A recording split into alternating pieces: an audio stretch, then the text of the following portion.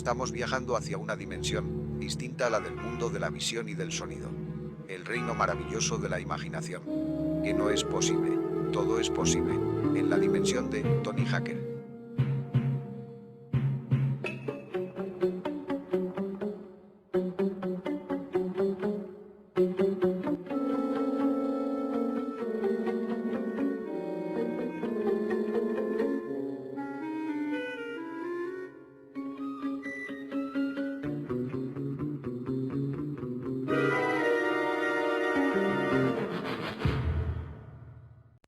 La ciencia y la pseudociencia, a ver si nos aclaramos. A menudo se ven en los medios impactantes titulares que afirman curaciones de lo incurable, inventos que cambiarán el mundo, acontecimientos misteriosos que la ciencia no explica, gentes que han descubierto la esencia de la inmortalidad, etc.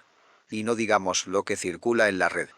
Noticias inverosímiles, acontecimientos impresionantes y milagrosas curaciones, o sustancias, alimentos, técnicas que te convertirán en alguien nuevo, súper sano, o poderoso, o longevo o feliz. Lo espectacular, lo milagroso, lo inexplicable son aspectos que interesan a la gente, pero todavía más las soluciones tan sencillas que alguien, cuya identidad a menudo desconocemos, nos proporciona. Sin entrar en detalle, uno de los ejemplos paradigmáticos son las dietas milagrosas. Es posible que alguien diga la dieta del pomelo es estupenda, y miles de personas hagan esa dieta creyendo a pies puntillas que así adelgazará. ¿Es una superchería? Bueno, si usted es capaz de comer solo pomelos durante una semana, seguro que adelgaza. El aporte calórico es muy bajo, y por lo tanto consumirá sus propias reservas, y perderá agua y adelgazará.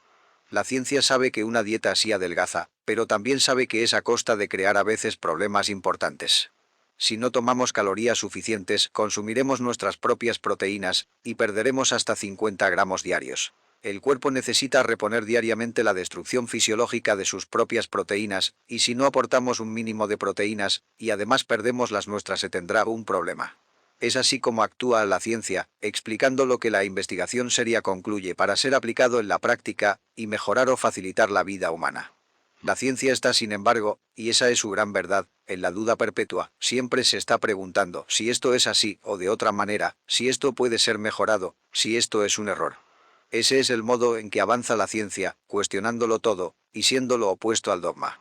Nunca el científico se encontrará satisfecho, siempre dirá que queda por hacer, a veces mucho por hacer.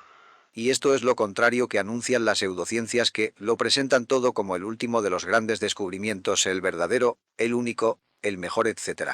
Los descubrimientos científicos son precedidos por otros descubrimientos de los cuales se toman datos y suman conocimientos. El científico tiene la obligación de conocer todos aquellos trabajos, o al menos los más importantes, para establecer su hipótesis e intentar demostrarla mediante métodos empíricos. La ciencia es dependiente de su historia. Pongamos un ejemplo. Fleming observó en su laboratorio que unos hongos, Penicillium notatum, que contaminaron un cultivo de estafilococo, eliminaban a este germen del medio de cultivo. La observación inteligente llevó a la comprobación, experimentando con otros gérmenes, y se concluyó entonces que aquel hongo tenía propiedades antibióticas. Luego se procedió a la síntesis del principio activo que producía el hongo, la penicilina. Luego otros científicos procuraron la manera de obtener ese producto y conservarlo. Luego se experimentó su uso, y así hasta su comercialización, y el tratamiento generalizado de determinadas enfermedades infecciosas en el humano.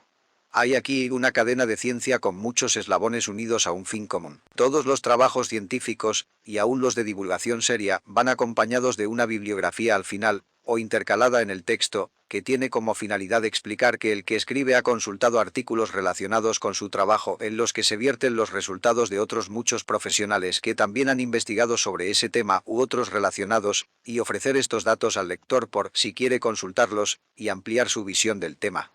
En los procedimientos pseudocientíficos este proceso no está presente o es confuso. Los descubrimientos parecen surgir de la nada.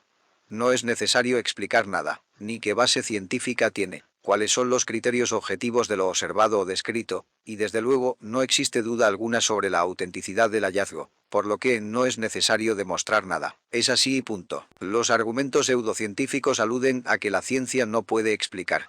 Claro que no puede explicar todo. La ciencia quiere entender el mundo en sus infinitas facetas, pero es consciente de su falibilidad.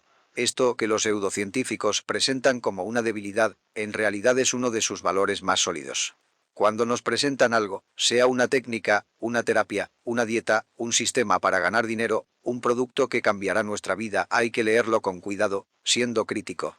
Se acerca a lo que corrientemente se piensa de esto o es revolucionario, y contra la lógica común, da explicaciones que parecen coherentes o no da ninguna, tiene referencias de otros trabajos. ¿Quién es el que escribe esto? ¿Es un individuo o una asociación? ¿Es anónimo o tiene nombre y apellidos? Casi cualquier tema puede ser encontrado en Internet, y muchas de las cosas que aparecen no son ciertas o son de dudosa credibilidad, así que tenemos que buscar fuentes fidedignas para confirmar o refutar lo leído. A menudo incluso en series de televisión, que pasan por científicas, hay muy poca ciencia. En aras de una mayor espectacularidad se presentan las imágenes más atractivas, y se elude profundizar en datos que resultarían tediosos.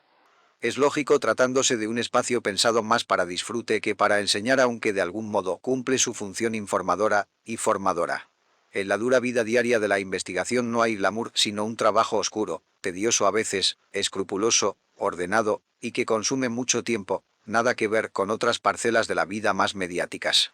En fútbol, o en cine, o televisión hay muchas personas que son conocidas por la mayoría de la gente, mientras que los científicos incluidos premios Nobel son completos desconocidos. ¿Y por qué? Porque a la gente no le gusta hablar de lo que no entiende o de lo que es engorroso, y que exige dedicación. Para saber o entender hay que estudiar, repetir, ser constante, y es más fácil hablar, o escuchar, o ver aquello que nos resulta más sencillo y divertido. Es natural y comprensible, y es por ese lado por donde las pseudociencias penetran. Sus teorías no tienen una explicación científica, se deben a supuestos inverosímiles, a fuerzas, o espíritus, o sustancias mágicas, o a la intervención de los extraterrestres. Todo esto es grato a la imaginación de la gente, tendemos con facilidad a quedar impresionados por lo esotérico más que por la reflexión científica, que nos parece ardua y aburrida. Por otro lado, está la dificultad de nuestra sociedad sobre la comprensión lectora. Se trata de una población en la que el 50% no lee nunca o casi nunca y solo el 5% está capacitado para lecturas largas de dificultad media-alta. Es más difícil que la mayoría de la gente que no lee tenga capacidad discriminatoria a la hora de valorar lo que es verdadero de lo que es falso, y por tanto susceptible de ser engañada por individuos que venden humo, pero con lenguaje comprensible y con soluciones aparentemente sencillas para los problemas de la gente. El filósofo de la ciencia Mario Bunge es muy claro a la hora de criticar la cultura pseudocientífica. Transcribo su opinión. Los científicos y los filósofos tienden a tratar la superstición, la pseudociencia y hasta la anticiencia como basura inofensiva o, incluso, como algo adecuado al consumo de masas. Esta actitud, sin embargo, es de los más desafortunada por las siguientes razones. Primero, la superstición, la pseudociencia y la anticiencia no son basura que se pueda reciclar y transformar en algo útil. Se trata de virus intelectuales que pueden atacar a cualquiera, lego o científico, hasta el extremo de hacer enfermar a toda una cultura y volverla contra la investigación científica. Segundo, el surgimiento y la difusión de la superstición, la pseudociencia y la anticiencia son fenómenos psicosociales importantes dignos de ser investigados de forma científica y, tal vez, ser utilizados como indicadores del estado de salud de una cultura. Tercera, la pseudociencia y la anticiencia son casos adecuados para poner a prueba la filosofía de la ciencia. Yo soy Tony Hacker. Para finalizar te diré.